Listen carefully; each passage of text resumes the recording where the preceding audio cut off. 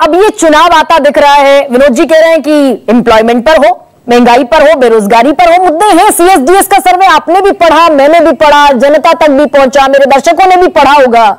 महंगाई और बेरोजगारी मुद्दा है, लेकिन उस पर चुनाव लड़े जाते, जीते नहीं जाते। तो जिस टर्फ पर अब ये 2024 का चुनाव आ गया, हिंदू मुस्लिम किसका फायदा किसका नुकसान? एक तरफ 80% बनाने की कोशिश, एक तरफ 20% रखने की कोशिश।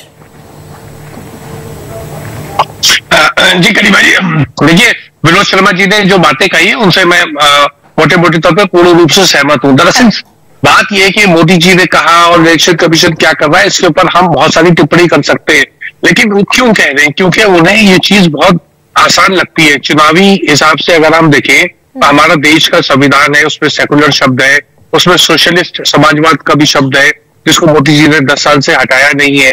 और हमारी जो सिस्टम ऑफ गवर्नेंस है वो सेकुलर है, लेकिन हमारी जो देश की राजनीति है वो कम्युनल है। और उनको पता है कि 80-20 के नैरेटिव में तमाम लोग जो होते हैं वो भावनाओं में आकर के वोट देते हैं, और इसीलिए वो बार बार आजमाया हुआ नुस्खा है वो किया जा रहा है। बड़ी बात रशीद कह रहे हैं आप, संविधान सेक्युलर है, जनता कम्युनल है।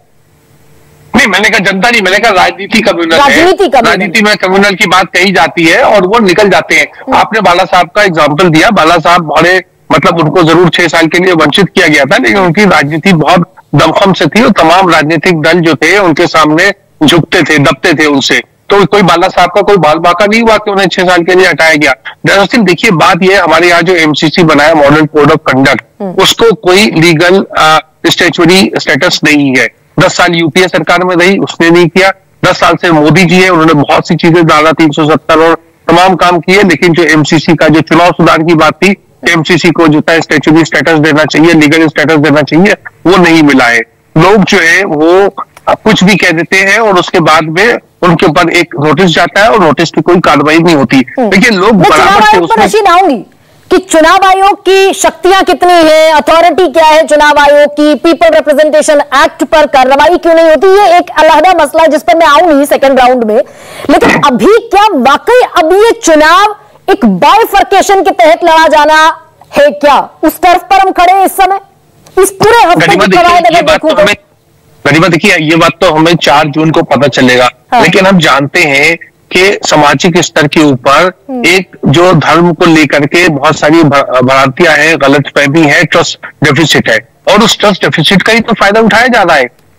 यही बात रही है ना। तो और उसके ऊपर तमाम जो भी सेकुलर पार्टीज भी है वो उसमें बड़ा मूलचूल परिवर्तन नहीं कर पाई हैं, और यही सबसे बड़ी समस्या है। देखिए जहां ममता बनर्जी है, जो 50% उन्हें बहुसंख्यक समाज का वोट मिलता है, 80% उन्हें अल्पसंख्यक को वोट मिलता है, वो जीत जाते हैं। लेकिन वही स्थिति हम यूपी और बिहार में देखें तो वहां पर समाजवादी पार्टी या जो आरजेडी है वो 50% वोट उनको नहीं मिल रहा है, और इसी वजह से वो चुनाव में मात खा जाते हैं। तो ये बातें, देश में एक बहुत बड़ा देश है, हर राज्य की अलग राजनीतिक स्थिति है, लेकिन ये चीज जो जिसे हम कहते हैं हिंदी हार्टलैंड में एक बहुत बड़ी समस्या है। और उसमें आप देखिए कि मुस्लिम रिप्रेजेंटेशन लगातार, भाजपा तो नई वोट देती है, लेकिन नई टिकट देती है, लेकिन उसके साथ साथ आप जितनी भी मतलब सेकुलर पार्टीज है उसमें भी मुस्लिम रिप्रेजेंटेशन बराबरी से घट रहा है।